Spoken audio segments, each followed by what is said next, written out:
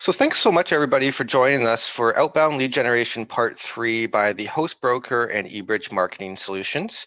You might have seen the first two parts, the first of which featured myself and Colin Dowling, who's on our team, and we were talking about outbound lead generation. Part 2 was talking about the type of ROI that you can expect from lead generation. And today's presentation is going to be really interesting as we're talking about lead generation, specifically as it applies to landing pages. Oops. So you might be familiar already with my boss, Heartland Ross from the Host Broker. Heartland has been doing the Host Broker for quite a while now, and it actually spawned out of our other business, which is eBridge Marketing Solutions. And the Host Broker is a brokerage for MSPs, web hosts, IT service firms, and the companies that play in the IT services space. So we've been putting together buyers and sellers of companies for over 15 years. And if you are interested, please visit thehostbroker.com, where a free evaluation is available. You may also be familiar with me. My name is Devin Rose, and I am the Vice President of Digital Marketing for eBridge Marketing Solutions. We're a boutique marketing agency that serves many of the same types of businesses that the Host Broker does, so IT service firms. We've been doing this for over 20 years. I've been doing it for 7 years, and so we're experienced in this space and understand the sort of marketing tactics and strategies that work for B2B technology companies and those that don't. We are a full-service marketing agency, and you can find more information on our website, which is www.ebridgemarketingsolutions.com. And we're pleased to be joined today by Jason Park, who is my colleague at eBridge Marketing Solutions and our web designer / developer, and also an accomplished digital marketer in his own right. And Jason, did you want to take a moment to talk a little bit about yourself? For sure. So I'm originally out east from Toronto, moved to BC about 10 years ago, and started up and basically have done web development and digital marketing for over 15 years. I started off as a graphic designer way back when. So I have design experience as well as business experience. So what I like to do is marry the two, and hopefully I can speak to business goals and express them through design. So digital marketing has been a passion of mine for a long time, and trying to get more leads to websites and such, and that's been my hobby for a while. I'm also big on pop culture and comic conventions, so if you have any questions about movies and stuff like that, I would love to chat. Yeah, that's about it. So I think I'll bring it back to Devin, and we'll get going with our lead presentation. Sure, and if you don't mind, I'll apply a segue here. And we were talking, Jason, earlier, and I didn't realize that in a previous life that you had been a publisher of comic books yourself. And I think that kind of ties into our presentation a little bit today, because one of the things about landing pages is you want to tie it into your brand story, and storytelling is becoming more and more important in marketing. So certainly having that background would be beneficial for today's discussion as well. Oh, for sure. Okay, so let's get into it. What are landing pages for, and when should they be used? So from a broad stroke, a landing page is a page that you should be using in advertising campaigns. And what are they for? Well, the main thing that landing pages are for, at least in my opinion, is going to be in relation to conversions. Jason, how do you see it? Yeah, so a landing page is for when you have a specific goal or offering in mind, and to attract new customers with. That's, yeah. And so when should landing pages be used compared to like a regular web page? Yeah, so a regular web page usually has more than one call to actions on the page, where the visitor can click on many different areas. A landing page is for a specific action. Usually have only one call to action there. So it could be either to contact, for B2B, contact the sales rep for a demo. For B2C, it could be buy now. It could be to download a PDF file and such. So it's usually linked to one action. Gotcha. So it's if I'm understanding you correctly, landing pages are for advertising campaigns, and that's when they should mainly be used. So maybe we can contrast with our next slide here. What are landing pages not meant to be used for? Yeah, so they're not meant to be used for SEO. The reason being that they typically come with no navigation on the page, ideally, and they're not really meant to be found using search. It's typically created specifically for advertising campaigns. So, for example, if you have a Google ad or a Facebook ad that has an offer to it, it will link to that specific landing page. It won't be found in the navigation of the main website. So if I go to the website, I'm not going to be able to find it, but if I go through, click through from an advertising campaign, I'm going to land on it. That's the idea, right? Yeah, and it could be a ad. It could be from an e-letter campaign as well. Gotcha. And so what makes a good landing page? What separates the good landing pages from the bad ones? Yeah, so in the end, you really have to keep the audience in mind and who you want to target. So figure out your persona or the target market that you want to attract. Understand their pain points, and the best way to build it out is to have a unique selling proposition right at the top and emphasize the benefits of your offer or provide value to the person visiting the page. That would make a ideal landing page for them. The more relevant, the more words that you use that addresses their pain, the more likely they will click or fill out the form for the offer that they're looking for. And in terms of the content that goes on a landing page, does it tend to be shorter or longer? Do you want more content or less content? That's a good question. It depends on what you're trying to achieve, so and where the visitor is in the funnel. So if you're trying to attract customers that haven't seen your product or service before, who don't know you exist really, but you've attracted them through an ad, um, typically it would be a longer page that has more information about who you are, how you can help them. If it's something where they already know about you and your business, and they've visited your website before, it could be a shorter page that's more offer specific. Makes sense. So you want to have some sort of relevancy to the context of the person who's finding the page, figuring out where they are in the sales cycle, and tailor the content around that. Um, it seems to me that's a really good strategy. Are there any other elements that come to mind for what makes a good landing page and what separates a good landing page from a bad landing page? Yeah, more going into actual landing page specifics. Having a great hero image that gives a positive feeling, listing benefits right above the fold, having a call to action above the fold. Now, it doesn't necessarily have to be the actual lead generation form above the fold. You could have that there, or a button that leads to it near the bottom, that anchors near the bottom of the page. Having some sort of social proof helps in terms of testimonials or listing how many people are using let's say if you have a SaaS software, how many people have signed up for it. And making sure that you have a good call to action as well. More specifically, if you use submit, it may not be as enticing as using words that say, yes, I want to, please send me this offer. Right. Be direct with your call to action and Yeah, get right exactly. to the point. Yeah. Yeah. Yeah, because it goes back to the purpose of landing pages in general, and we touched on this already, but if the purpose is really to improve conversion rates, you want to get the person's information, especially if you've paid to get them to your website in an advertising campaign.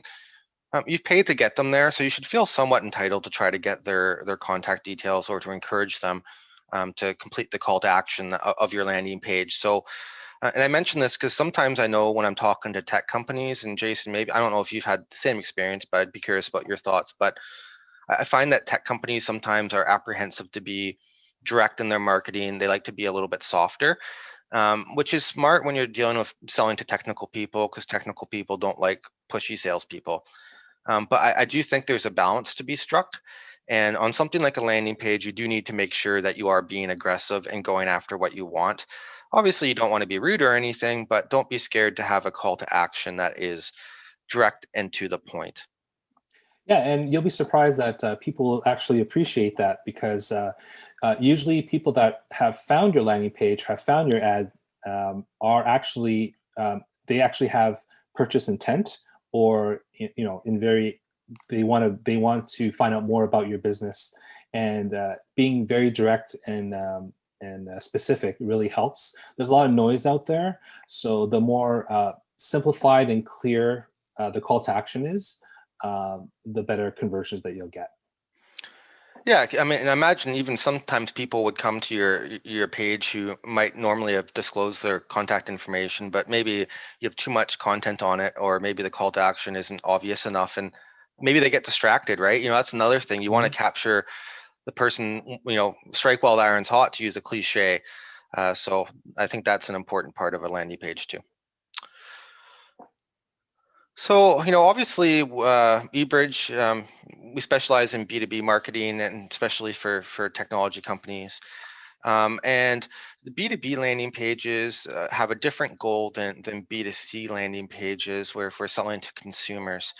Jason, how do you feel, how would you characterize the main differences between a B2B landing page and a B2C landing page? For sure.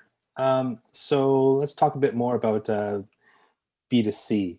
So in terms of B2C, usually the typical call to action would be to either sign up to the mailing list, or sign up for a specific offer. So usually the form on that page would be very simple. It could be as simple as name, email, and then submit. So the goal of B2C is usually just to obtain that email address, and then they could further send them marketing information or an offer to fulfill the promise of the landing page. For B2B, usually communication is to qualify them as a MQL, a marketing qualified lead. So then you can send them to your sales team to further close the deal. So in B2C, the deal can be closed as quickly as a buy now button on the landing page, and they can purchase online. For B2B, it's typically involves speaking with the sales staff. So the call to action could be, fill out this form, which can be a longer form, and that's actually a good thing for B2B. It's because you want to make sure that you have someone that's serious and has interest in your business. And so the goal for B2B is usually get book a demo, contact our sales team for pricing and things like that. And that way you can actually send them to your sales department to actually close the deal. So that's the difference between B2B and B2C. Right. Yeah, and you alluded to this, but the B2B, it's you capture their contact information, and typically there's nurturing from the sales team that will nurture those leads until they're ready to speak to the sales team. And yeah, that I totally agree. So let's talk about a specific example, and this is a landing page that is an example that I got from Unbounce's samples. So we'll talk a little bit about Unbounce on the coming slides, but it's a good landing page tool. And this is an example of a B2B landing page. So I'm thinking we can just walk through the various elements here. So at the top of the page, as Jason alluded to before, you have a short amount of text that's above the fold that gets right to the point about the value proposition.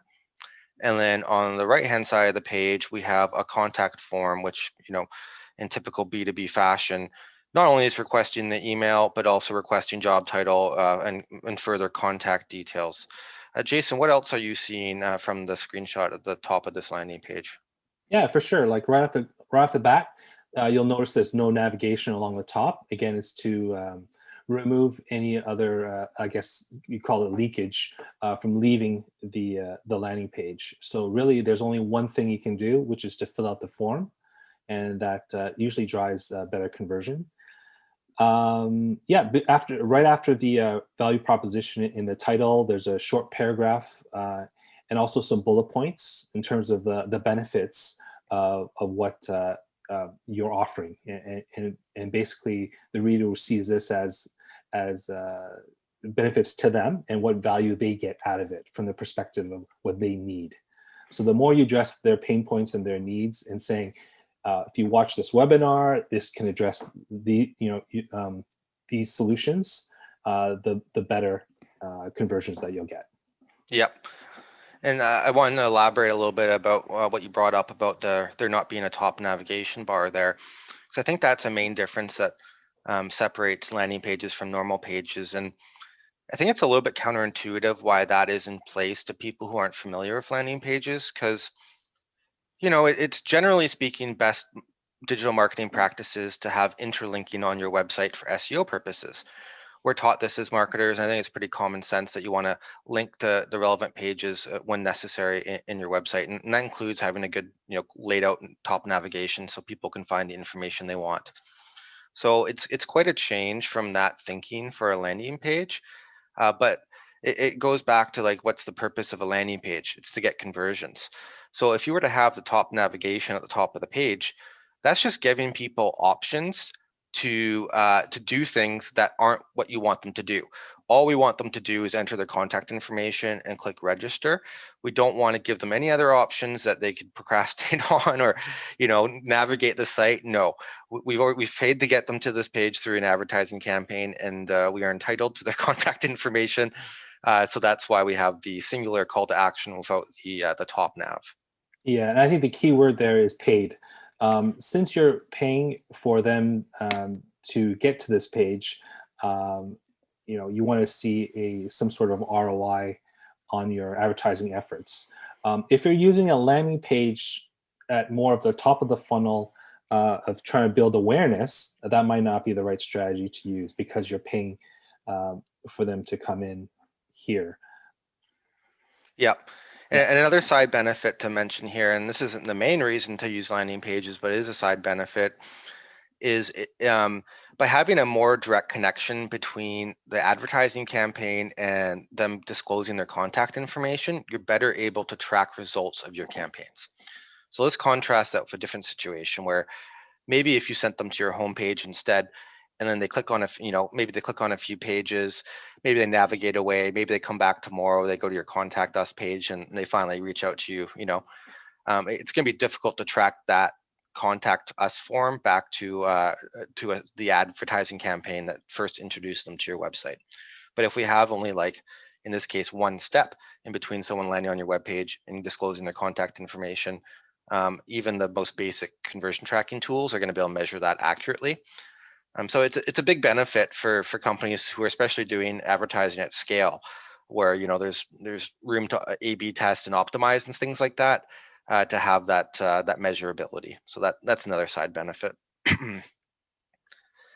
And so, Jason, you mentioned earlier about having a nice header hero image, and it occurs to me that not everyone might not know what a hero image is. So do you mind just talking about what's the hero image in this photo here? Sure. So it's typically a large image that's above the fold. Above the fold means before anyone needs to scroll down from the page. So when the page first loads. In this case, they have a hero image behind the copy that shows someone in, I guess, in a restaurant or a Cafe or something. Cafe or something. So yeah, something relevant to your business, showing people would be an ideal image. And yeah, and so for this one, I'm not sure it's the best image. I mean, I think it looks nice, but I don't know if these look like students. I don't know if students are going to be the target market for a billion-dollar revenue company. So that might be a constructive criticism here, is that while it looks nice, it's not super identifiable to the target market. I'm also not a big fan of the white text over the guy's white T-shirt, but it's kind of nitpicky. Yeah, it's a little bit harder to read. So any kind of friction, such as having to squint or just being able to read the copy will reduce the amount of conversions on your page. Some people just might not like that style, and they'll just click away. And that's why we also encourage A/B testing, meaning having different versions of some sort of elements on your landing page, if possible. Totally agree. So let's move a little bit further down the landing page here, because landing pages do tend to have, they tend to be longer pages. And so the second kind of blocking section that we have below the hero image slash contact form is some testimonials. And I wanted to point this out for B2B in particular.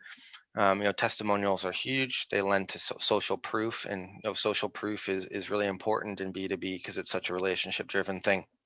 So I like that this landing page has that. A note for our MSP clients, though, you have to be cautious about disclosing your testimonials on your website. And there's, unfortunately, in today's ransomware world, a tactic that ransomware people have been using is to go onto MSPs' websites and look at their testimonials, knowing that the companies who are listed have a relationship with the MSP, so the MSP is going to be on the hook to try to fix the situation, and they're more likely to get the ransom out of the MSP than they would be if they went after like a random small business or something. So just be careful with your testimonials. You might want to not disclose the company name. You might maybe only want to use the first name for the testimonial. I would also even suggest doing a reverse image search on the photo to make sure that it's not the person's like LinkedIn photo. That would be very easy to identify, because we've heard some horror stories from MSPs who've had this problem, to the extent that I've heard that for like governments who are put out an RFP for managed services. And then the RFPs that come back or the proposals that come back are public information because they're for a government. If those proposals had testimonials on them, the ransomware guys are going after those. So that's how granular they're getting. So it's definitely a serious problem. I want to take a few minutes to talk about it. It's actually a problem that we're trying to work on a solution for, but it's tricky for now. So I think the best thing to do is just not to disclose the person's full name and their company name. And then just at the very bottom of the page too, a typical element that you'll find in landing pages is at the very bottom, there's a strong call to action. So Jason, what do you think about this call to action? Contact us today. Yeah, I think it's very specific. The more specific, the better. This most likely will click back, either go to the contact page or click or anchor right back up to the form on this page. Ideally, it would anchor right back up so people would stay on this page. And again, there's only one action that you want people to take. What are some other call to actions that B2B marketers could consider here? In terms of the copy itself, like yes. It says contact us today. Yeah, book a demo is a typical one. Contact our sales team is a good one as well. For MSPs, it could be free evaluation or free security audit if that's something that you offer. Another one I've seen recently that I quite like is Let's Go. It's really short and to the point. It's a terminology that's being used more and more in the sports context. So, that's one I like as well. But generally speaking, the characteristics of the text that you should put on your call to action is it should be short, to the point, and it should pertain to a specific action. So contact us today certainly meets that criteria just fine. So which tools can be used to make landing pages? And Jason, we already mentioned Unbounce and passing here. Do you mind elaborating a little bit about Unbounce and perhaps mentioning a couple other tools that might be good for landing page creation? Sure. So Unbounce is a online software that's specifically designed for landing pages for a lot of companies. And one advantage that it has is that it's very easy to design through there, and it has some great analytics tracking behind it. Some other software that's out there or sites that are out there that can help you with landing pages are Instapages. HubSpot has a great landing page designer. Squarespace also, if you want to use an easy page builder, that's another option. Most sites, though, are built on WordPress. So you can use your own page builder or template. They usually have some sort of template for a landing page that doesn't have a top or bottom navigation that you can integrate into your site. One advantage of using WordPress or your actual site itself to design a landing page is all the pages are sitting within your URL, which makes it easier for tracking conversions and goals in your Google Analytics. I believe if you use Unbounce or some other pages, they'll be physically on a different URL, which makes it just a little bit harder in terms of tracking. Yeah, 100%. And there's probably, for most companies, I would say that there would be a variety of options that might make sense in terms of what tool to use. So for instance, you mentioned HubSpot. If you use a HubSpot landing page, the benefit's going to be that it's going to tie into everything that HubSpot offers in terms of automation and lead scoring and all that. So maybe you already have the contact in your system and they're coming a second time. Well, you can incorporate that into your lead scoring and know that person is a really hot lead. So if you're using a CRM like that, or sorry, a marketing automation tool like HubSpot, it probably makes sense to use their landing page tool. And another factor too is some of these other tools that Jason mentioned, the Unbounces of the world. There are software as a service fees associated with those. So for instance, Unbounce starts at about $80 per month. So it's not breaking the bank, but as the way software as a service tools go, they tend to add up the more of them you have. So it's something to be mindful of. For using a WordPress and a plugin to create the landing pages within WordPress likely is going to be the most cost-effective option. And as Jason mentioned, it's easiest to get the basic tracking incorporated out of the box with those. You might not be able to get quite as nice designs as maybe with Unbounce or with HubSpot, but or at least that's my assumption. Maybe Jason, what are your thoughts on that? Is there a variety of different quality from these tools, or can you expect the same quality, or what are your thoughts? Quality-wise, WordPress has come a long way. There's a lot of designs out there and that can be as comparable as to Unbounce's quality. Really, it's how well that you can integrate within your own ecosystem of tech. So if you're already on WordPress, you might want to explore other plugins or your own page builder. If you're on another system, maybe Unbounce might make it easier for you to create the page. So it's really your own internal knowledge base and how quickly you can get it up there yourself. If it was your company, Jason, which tool would you use? Would you tend to use for landing pages? Yeah, we build through WordPress. So basically, we would probably use WordPress. And again, you don't have to do anything additional to get the tracking to work. So that would be my preference. Besides that, I would use something like Unbounce. Gotcha. And the nice thing about Unbounce too is, eBridge being a Vancouver, BC based company, so is Unbounce. So we got to give them a little bit of a shout out here and some credit. So Sure. support the local tech scene. Yeah. And in terms of the effectiveness of landing pages, this question is difficult to answer because in terms of a broad stroke, because it is so specific about the nature of the business and the website in particular, and there's just countless factors that go into this. But I'll provide a little bit of a rule of thumb regardless. So for a landing page for B2B, a decent conversion rate is going to be in the neighborhood of like 2.5 to 5%. It definitely can be lower than that, definitely can be higher than that, although not drastically higher. But that's the reasonable neighborhood that you're going to be in. If we were to compare that to the conversion rate for like a normal landing page, it's probably going to be closer to like 0.5%. If the call to action at least is to get them to fill out a contact us form. So maybe Sorry, even lower than. did you mean a normal like web page? Yeah. Oh, sorry. Yes, a normal web page. Yeah, not a landing page. So just a normal like services page or something like that, right? Just the average page on your website. It's going to be like 0.5%. So as a rule of thumb, you could say that the conversion rate for a landing page compared to a regular web page is about 5 to 10 times higher.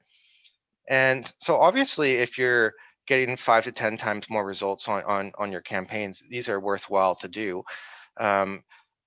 Sometimes I do run into clients who feel apprehension about creating landing pages. They feel like it's unnecessary and they don't really understand the benefits of it.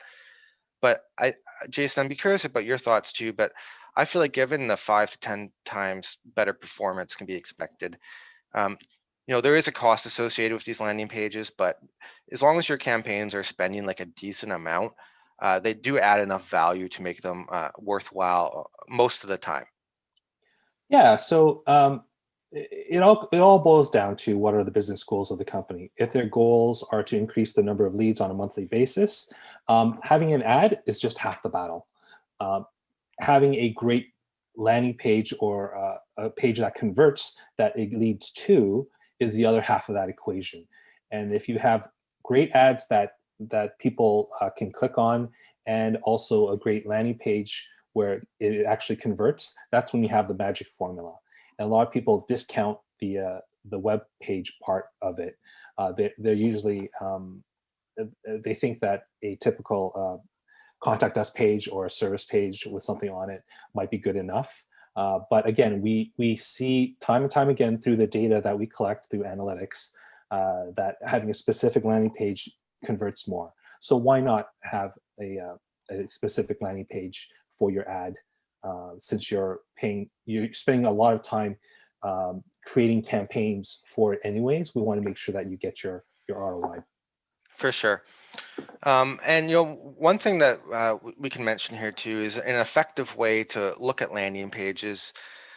And I'm thinking about MSPs here, where quite often MSPs might have a few different geographic markets that they're targeting. Obviously not too broad for most of them, but there might be a few different municipalities or whatever. So if maybe you have advertising campaigns that are targeting those individual municipalities, well, you could create a template where it's the same landing page, but you just at the very top you just change the name of the municipality. So I'm in Vancouver, so I'll use Vancouver as an example. Maybe we have Vancouver managed IT services and then Richmond managed IT services. And so you create a template and the page is the same except for that one, the name of the municipality. That can be a very effective way to do it because it helps tie in that kind of going back to the very start of the presentation about storytelling. Having that continuity between the person who's clicking the ad and then landing on a landing page that speaks to them and it carries forward the information from the ad. That kind of makes a more of a conducive story, sort of a situation for them, and their experience is more aligned, I suppose. So that's a method that we typically recommend. Okay, well, that was everything that we have planned today in terms of the question and answer that we had planned. And if there are any questions from the audience, we would love to field them at this time.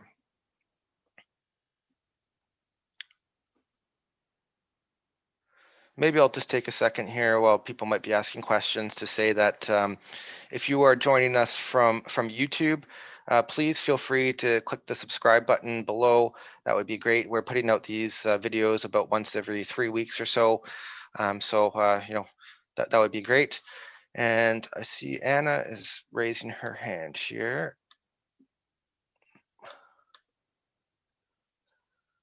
One second.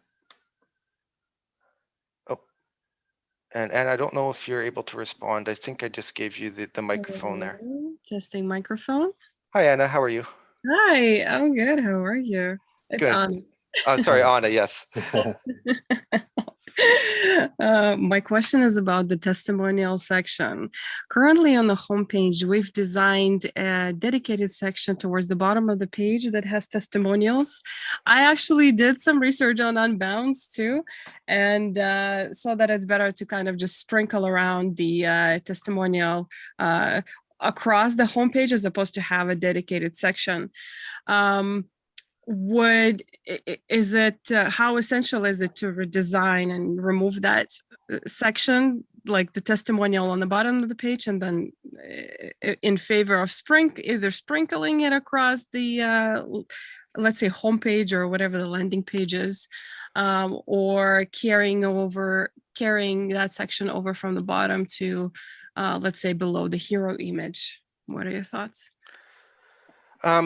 Jason, you might have some additional thoughts. My first thought is that there's probably different ways to go about it that would work fine. So I don't know. It'd be worth A/B testing. My gut instinct is saying that the position of the testimonial on the landing page probably isn't going to have a drastic impact. So if you stick to the rules of having kind of the main value proposition up the very top of the page, there are different ways you could go about organizing the sections below. So I'm not sure the specific order is going to have a huge impact on conversions. Yeah, I mean, and generally sprinkling testimonials throughout the website is a great idea. We definitely recommend that. I would just draw the distinction again between a landing page, which isn't typically able to be found from your website, versus a normal web page, which would be. So it's a little bit of a different objective, I suppose. Jason, do you have any thoughts on that? Yeah, for sure. So the homepage is really interesting because you're trying to meet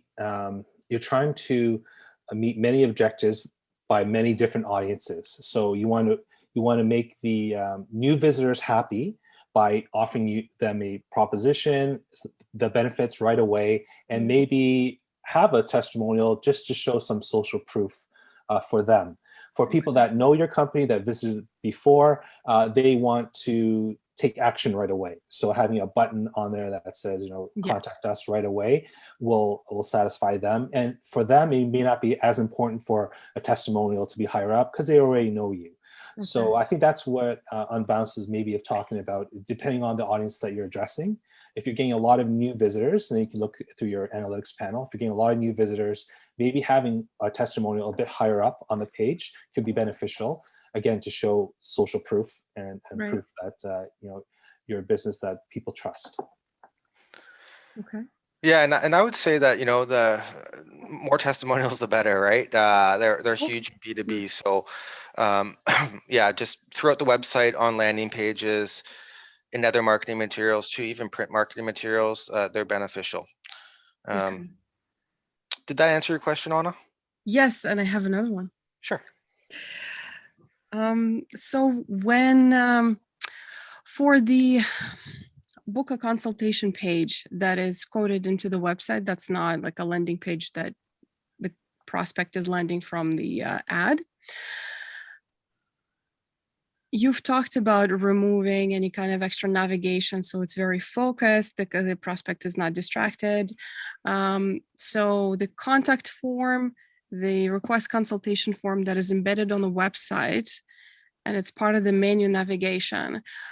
Is it a good idea to remove, like once, let's say, like on a homepage or like from a blog page, whenever a prospect clicks the CTA button and is taken to the contact page, is that a good idea to remove all those extra navigation to just keep it kind of to the point for them to fill out the form, or keep with the design? Yeah. I get it. I can feel this one. What I've seen a lot of MSPs do, and a lot of tech companies do, is they separate contact form from book a consultation.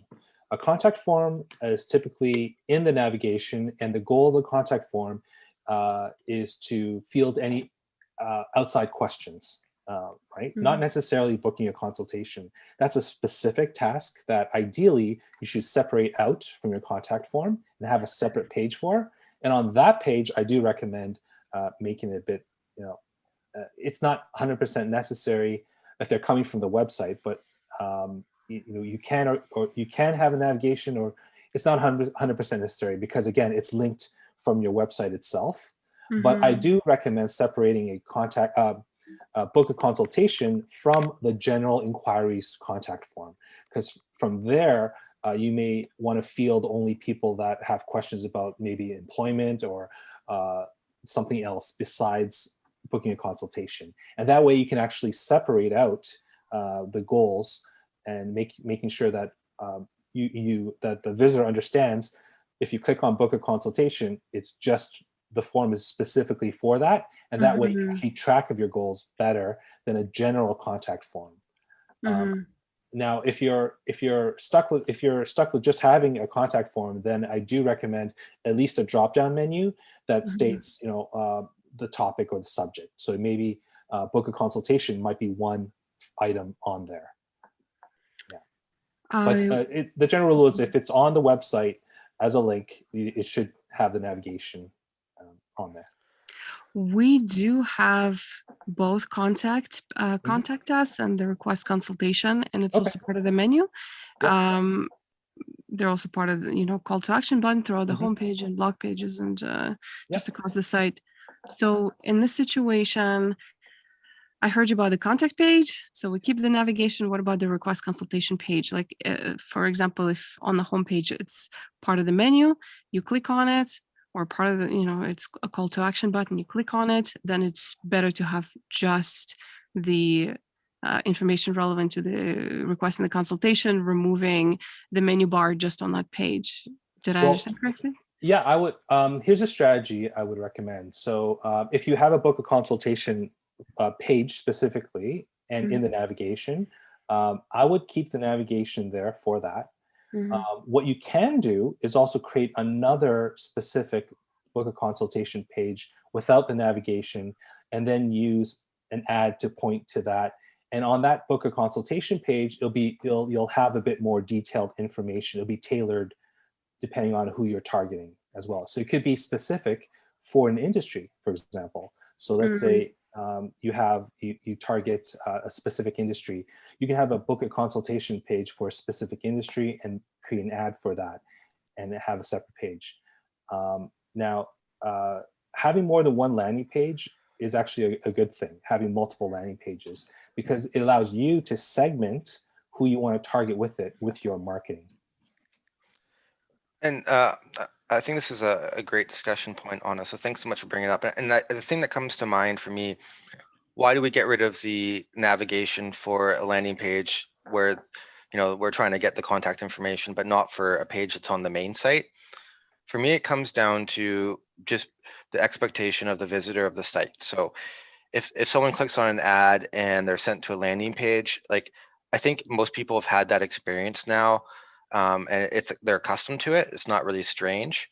But if you were to be on a website and you click through a section, after you're browsing the website for a little bit, and then suddenly you're not able to go backwards, I think that would annoy people. So, I think that's just going to put the wrong taste in their mouth. Like, oh, actually the term is like dark patterns, right? That's kind of the trendy word that you hear a lot, where marketers try to get you into do little actions where it's kind of underhanded towards getting sales. So I would be worried about the impression of kind of, the almost like a bait and switch sort of a feeling to give to the visitor.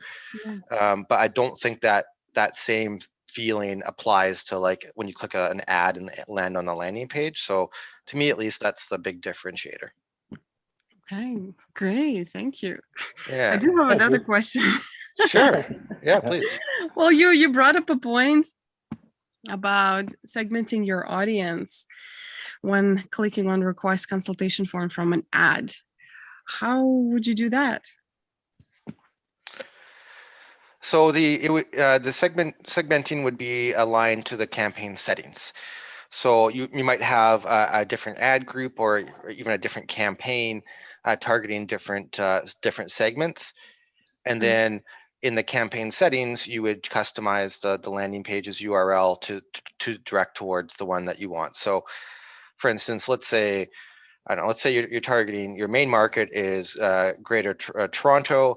And then you're also maybe going out to, oh boy, I'm not going to show my Ontario geography very well here, but let's say a secondary market was like Thunder Bay or something. Okay, it's probably really far away, a bad example, but regardless, you could have the same landing page for both Toronto and Thunder Bay. And the only difference being the name of the municipality, and then the URL would be slightly different. And then have corresponding either campaigns or ad groups for those municipalities too that utilize that landing page. Yes, so it would be the same landing page, just used for different ads. I thought it would be a different kind of request consultation page depending on the industry or the geography you're segmenting. No, it's a cool thing you could do, which isn't a ton of work. But in addition to changing the name at the top of the landing page, maybe you change the hero image. So maybe for Toronto, it's the CN Tower or something like that, right? Well, sure. And then maybe in different municipality like Thunder Bay, I don't know, maybe it's the Terry Fox statue or something, right? Like just something that's really identifiable to the people who are from that region. Okay. That would be a good way to do it. So you can segment by geography, which is a good tactic. And you can also segment depending on the industry. That's a little bit more difficult. Depends on which type of campaign settings that you have. It's a little bit easier to do on Facebook ads than Google ads. And also you have to make sure that if you create a landing page, let's say for attracting hospitals in Toronto and attracting let's say the mining industry or something, you have to make sure that the landing page speaks to each market and their pain points. Yeah. Okay, great. Thank you. You're welcome. And just the other thing I wanted to mention too, Jason, you mentioned, I think it was actually the previous question, but you were talking about how, the navigation on landing pages on the site and how you can have a contact us page and then kind of reutilize it for a landing page as well. And Jason, you mentioned to me earlier before the webinar that there are some plugins for WordPress that will help you strip away the navigation. So do you mind just elaborating a little bit about how that works? Yeah, for sure. So in WordPress, if you use a page builder, they usually have a template that's called a blank page. So you can actually use that to build your landing page on that doesn't have the header or footer in there. So that makes it easier to create a new page. There's also other plugins that are specific for landing pages that you can generate from. And they have all the tools, the drag and drop tools for you to create them specifically. So there's a lot out there. All you have to do is do a search for landing page plugin WordPress in Google, and you're good to go. Great. Well, thanks so much for the questions, Anna. That was great. And thanks for everyone for attending. If you are interested in getting in touch with Jason and I, here is the contact information for eBridge Marketing Solutions and the host broker. And as I mentioned, if you are watching on YouTube, please subscribe. That would be much appreciated. And thank you very much for your attention. Have a great day. Take care.